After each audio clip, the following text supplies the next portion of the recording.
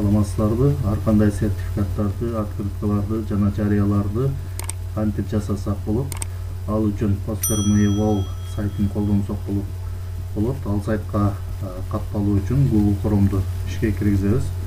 Google Chrome'ду ишке киргизгенден кийин адрестик жолчого сайттын адресин жазабыз. poster.me.com деп жазабыз. Жазгандан кийин Enter клавишасын басабыз. Enter клавишасын басканыбызда сайттын башкы бети төмөнкүдөй болуп жүктөлөт.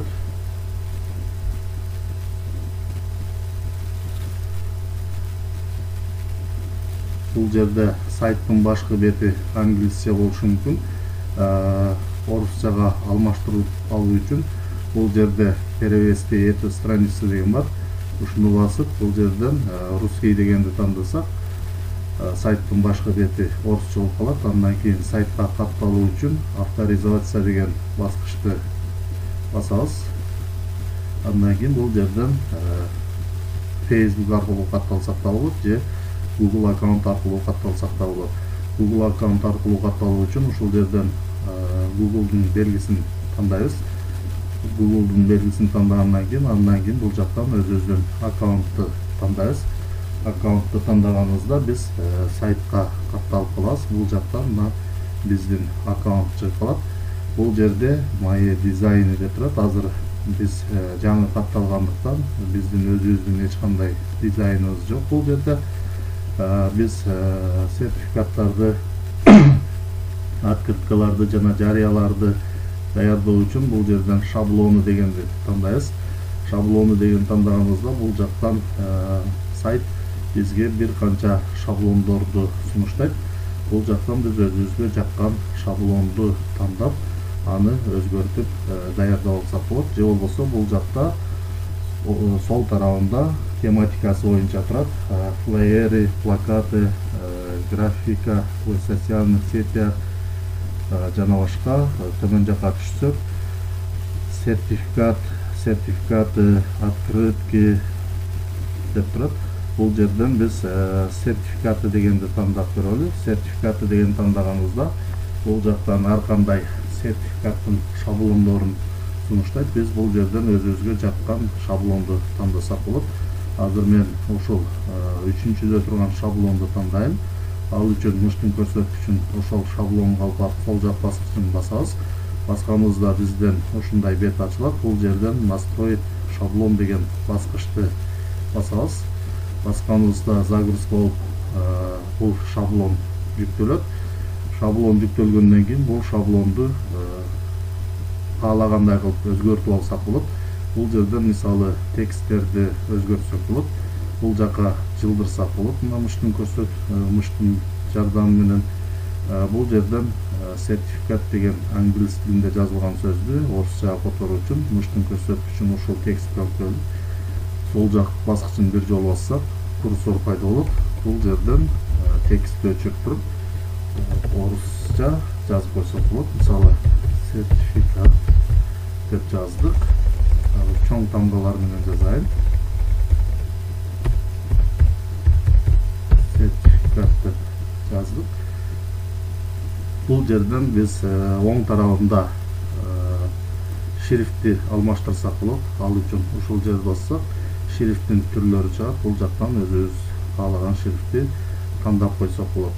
Же болбосо назатты басайын. Бул жактан стилдерин өзгөртсөк болот. Өлчөмүн өзгөртсөк болот. Мисалы кичирейтип чоңойтсок болот. Ал эми бул жерден свет деген жерден түсүн өзгөртсөк болот. Мисалы бул жерден кызылды тандасам, кызыл болуп калды. Кара, көк каалаган түстө өзгөртүп алсак болот. Ал эми бул жерден уравнивание кылып алсак болот. Ал эми бул жактан болсо вертикалдык уравнивание кылсак болот. Бул жерден тексттин высотасыны чоңойтуп кичирейтсек болот. Ушундай кылып бул жерден көлөкөсүн өзгөртсөк болот. Задний планды өзгөртсөк болот. Ал эми бул жактан ушул текстти алдыңкы планга койсок болот же арткы планга койсок болот. Арткы планга койсок фондун артына өтүп көрүнбөй калышы да мүмкүн. бул жерден көчүрүп алсак болот. Мисалы дублировать деген бассак, мына кайра көчүрүлүп калды. Бул жерден отменить деген басып, отмена кылсак болот. Ал эми бул жерден ашыкча тексттерди өчүрүп салуу үчүн текстти тандайбыз. Тандагандан кийин клавиатурадан delete деген баскычты басып өчүрүп койсок болот. Бул жерден мисалы тексттерди ар кандай кылып бурсак болот. Кааласак жанагындай кылып өчүрүп койсок болот. Бул жерден дагы текстти өзгөртүп койсок болот. Мисалы Асан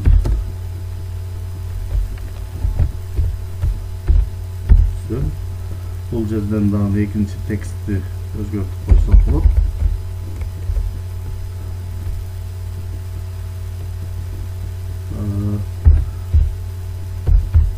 Компьютердик курсту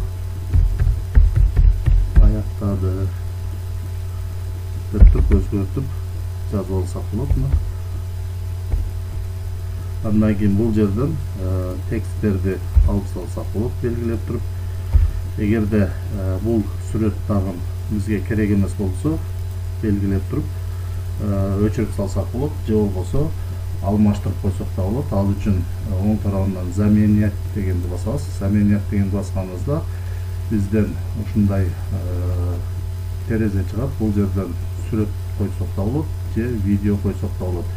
Сүрөттү жүктөө үчүн мои фотографии дегенди басабыз. Басканыбызда ушундай болуп чыгат. Бул жерден загрузить фото дегенди тандайбыз. Андан кийин бул жактан компьютердеги сүрөттү тандап, открыть деген баскычты басабыз. Басканыбызда загрузка болот. Бир аз күтүп турабыз, загрузка болгонго чейин. Загрузка болгондон кийин бул жердеги сүрөт алмашат. Бул жерден биздер сүрөттү кодировка кылууну сунуштайт. Кааласак кесип алсак болот. Обрезать дегенди басып, не обрезать дегенди басып кеспесек да болот. Мына бул жерде сүрөт алмашып калды. Эгерде бул сүрөттү каалаган жакта жылдырып койсок да болот. Мына тексттерди дагы жылдырып алсак болот. Кааласак чоңойтуп, кичирейтип алсак да болот. Эгерде бул жерге гербтин сүрөтүн коюу керек боло турган болсо, бул жакта сол тарабында фото, элементы, текст, средства массовой информации деген настройкалар бар, бөлүмдөр бар, панелдер бар. Бул жерден фото деген басабыз. Бул жактан добавить из моих фотографий дегенди тандайбыз. Бул жерден загрузить фото. Бул жерден гербтин сүрөтүн тандап, открыть деген басабыз. Бул жактан загрузка болгончо күтүп турабыз. Загрузка болгондон кийин бизден ушундай болуп чыгат. Бул жерден кааласак кичирейтип алсак болот. Кичирейтип коюп алдык. Бул жердеги тексттерди дагы ушундай кылып өзгөртүп алсак болот. Ал эми элемент кошуу үчүн элементи дегенди тандайбыз. Бул жактан добавить фигуру, ар кандай фигураларды кошсок болот, клип-арттарды кошсок болот, стикерлерди кошсок болот, QR код кошсок болот. Добавить фигуру деген басканыбызда бизден ар кандай фигуралар чыгат. Бул жерден өзүбүз каалаган фигураларды тандап кошуп алсак да болот. Ал эми биз өзүбүз текст кошсок да болот. Кааласак бул жактагы тексттерди өзгөртсөк да болот. Текст дегенди басабыз. Бул жерде добавить простой текст, добавить необычный текст дейт. Бул жерден необычный тексттерди кошуп көрөлү.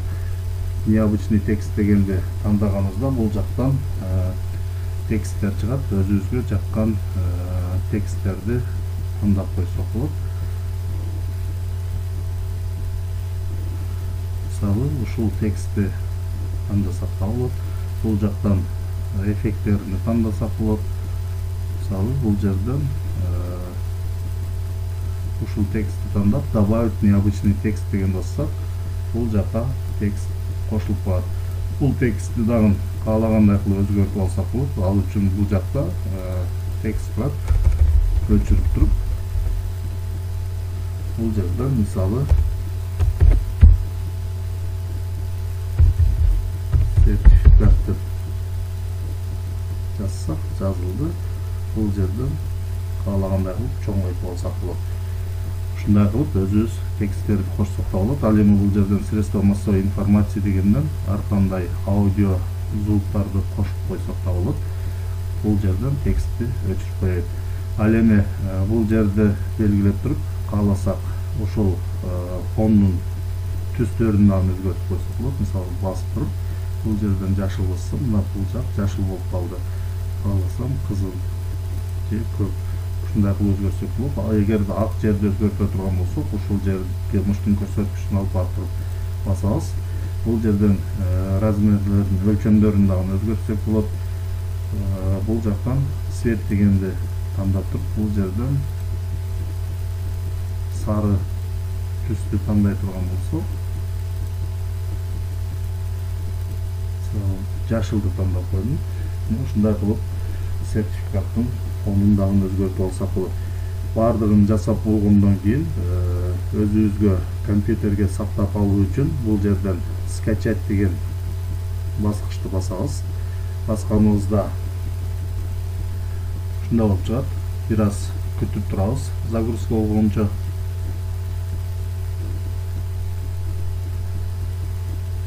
Бул жерде базовое изображение дейт. Бул акысыз. Ал эми стандартное изображение акылуу, изображение высокого качества деген дагы акылуу. Ошондуктан биз акысыз версиясын тандайбыз. Бул жактан скачать деген баскычты басабыз. Басканыбызда биздин шаблон создавать этиле баштайт. Мына создание вашего дизайна деп бир аз күтүп турабыз. Андан кийин бул жакка скачать этилет. Скачать этилип бүткөнгө чейин күтөбүз. Бул сертификат биздин компьютерге скачать этилип калды. Андан кийин бул жерден X деген баскычты басып коебуз. Эми компьютерден проводникке кирсек, бул жерде мына биздин жасаган сертификатыбыз загрузки деген папканын ичине түшүп калат. Бул жерден биз сертификатты принтерден чыгарып алсак да болот. Ал эми бул жерден башкы бетке кайталы. Башкы бетке кайтуу үчүн Poster Mail дегенди тандап коелу. Тандасак, мына башкы бетке кайтып барды. Бул жерде My Design деген папканын ичине биздин жасаган шаблондорубуз ушул жака түшүп калат. Бул шаблондорду каалаган учурда, каалаган убакта өзгөртүп алсак болот. Ал үчүн кайра эле ушул шаблонду бассак, кайра жүктөлөт. Ушундай болуп, андан кийин бул жерден кайрадан ушул шаблонду басабыз, же болбосо бул жерден редактировать дегенди бассак, кайра бизге ошол шаблон жүктөлөт. Бул жерден кайрадан өзгөртүп алсак болот, же болбосо фамилияларны алмаштырып койсок болот. Ал эми кайра башкы бетке кайтып баруу үчүн Poster Mail дегенди тандайбыз.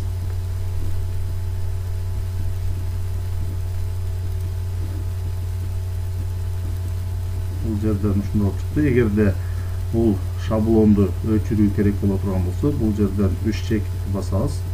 3 чекит басып төмөн жакка түшсөк, мына редактировать өзгөртсөк болот, копировать этип алсак болот, скачать этип алсак болот, сайтка публиковать этсек болот. Же болбосо бул жерден удалить дегенди басып туруп, өзүбүздүн дизайндан өчүрүп салсак да болот. Ал эми бул жерден шаблону дегенди тандап туруп, бул жактан мисалы открытки дегенди тандай турган болсок, ар кандай открытканын түрлөрү чыгат. Бул жактан өзүбүзгө жаккан открытканы тандап жасап алсак болот. Мисалы, эгерде шаблондордун оң жак бурчунда камеранын белгиси турса, анда алар GIF файлдар. Биз ушул шаблонду өзгөртүп көрөлү. Ал үчүн ушул шаблонду тандайбыз. Бул жерден настроить шаблон деген баскычты басабыз.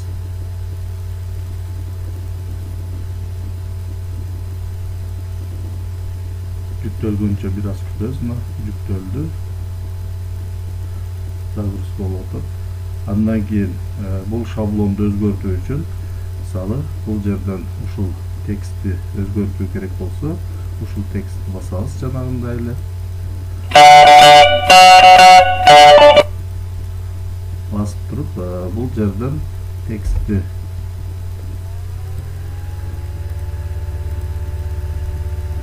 өзгөртүп койсок болот. Мисалы,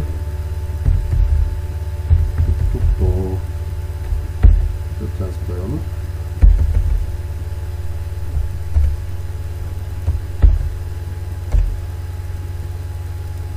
Бул жерден ашыкча тексттерди алабыз. Бул жерде аласак кичирейтип койсок болот өлчөмүн. Бул жерден же тартып кичирейтсек да болот, аласак чоңойтуп койсок болот. Бул жерден стилдерин өзгөртсөк болот. Мына курсив менен бул жактан шрифттерди өзгөртсөк болот. Азыр өзгөртсөк болот. Бул жерден жылды дагы алмаштырып койсок болот. 2022. Бул жерден мисалы өзүбүз текст кошуп көрөлү. Текст кошуу үчүн текст дегенди тандайлы. Добавить необычный текст.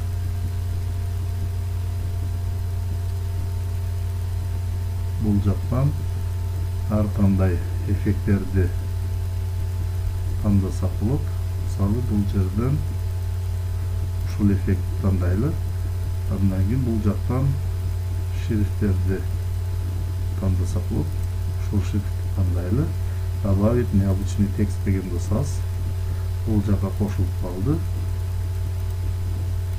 Бул жерден текстти өзгөртүп койсок да болот. Ал үчүн оң тарабында текст турат. Ушул жерге алып келип шаблондогу текстти өчүрөбүз дагы. Бул жерге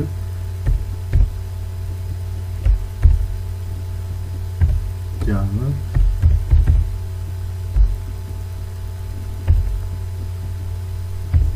журналисттар менен деп жазып коелу. Бул жерден бул текстти белгилеп туруп, алсак өчүрүп койсок болот. Бул текстти бул жака түшүрүп койсок болот. Мына ушундай кылып тексттерди алмаштырсак болот. Ал эми сүрөттөрдү алмаштырсак да болот. Ал үчүн ушул сүрөттү белгилеп туруп, бул жактан заменять деген басып туруп, каалагандай сүрөттү коюп койсок да болот. Эгерде шаблондогу музыканы алмаштыруу керек болсо, бул жерден средства массовой информации дегенди тандайбыз. Бул жерден добавить из моего аудио дегенди басабыз.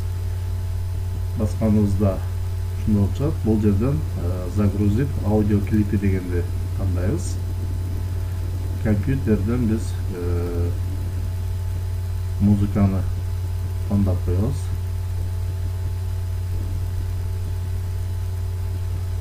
Мисалы, бул жерден ушул музыка болуп турганыбызды тандап туруп, открыть деген баскычты басабыз. Басканыбызда жүктөлө баштайт. Бул жерден жүктөлүп бүткөнгө чейин бир аз күтүп турабыз.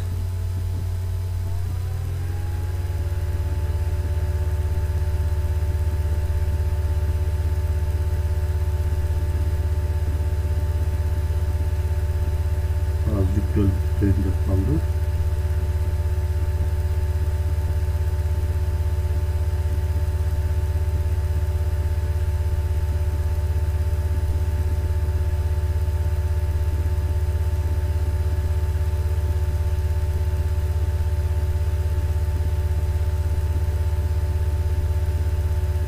Загрузка болуп атат, дагы бир аз күтүп турабыз.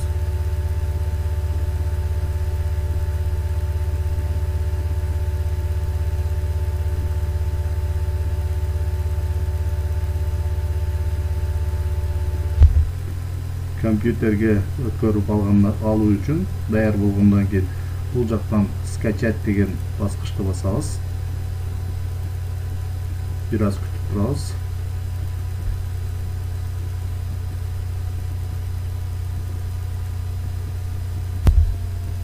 Андан кийин бул жерден download дегенди басып коебуз.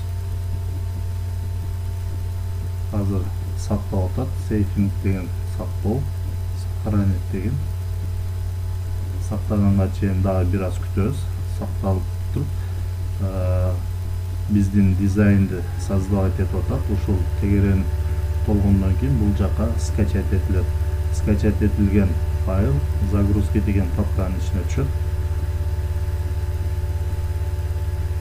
Создавать этип бүткөнгө чейин бир аз күтүп турабыз. Создавать этип бүттү. Эми бул жака скачать этиле баштайт. Скачать этиле баштады. Файлдын өлчөмү 5,3 мегабайт экен.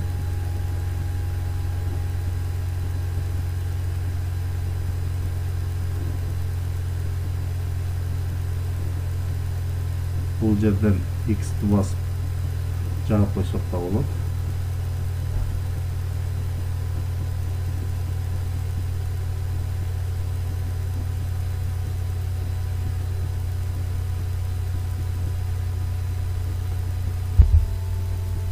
Скачать этилип бүтөйүн деп калды.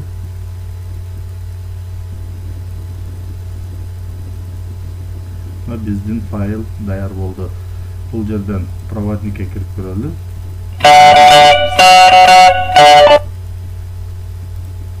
Биздин файл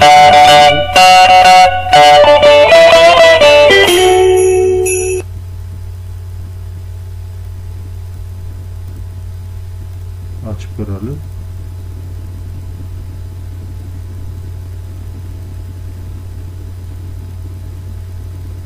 Az жүктөлүп атат. Кандай даярдалганын ачып көрсөк болот.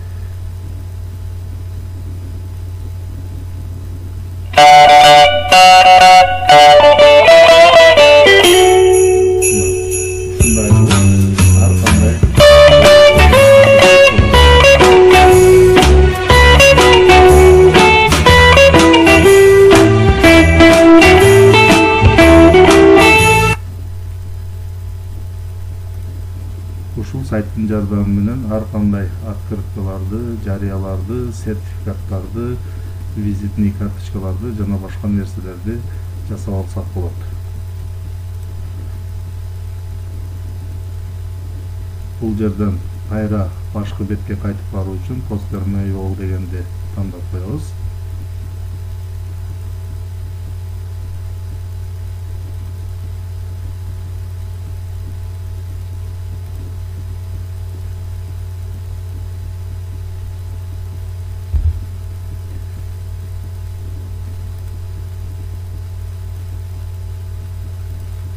Poster Mail дегенди тандаганыбызда мына башкы бетке кайтып келдик.